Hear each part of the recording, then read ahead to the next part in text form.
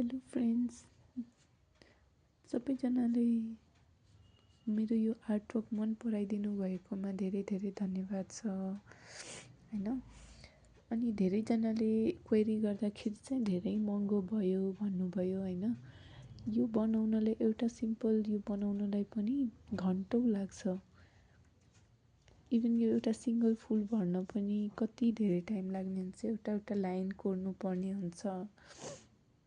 It's handmade also, यो कुनै print होइन। यो मैले लगभग 3 महिनादेखि बनाइरहेको छु, almost 3 months। And this was a custom made design हो यो हैन। उहाँले क्लाइन्टले चाहिँ स्पेसिफिकली मलाई राम सीता विवाह नै बनाइदिनु भन्नुभएको थियो।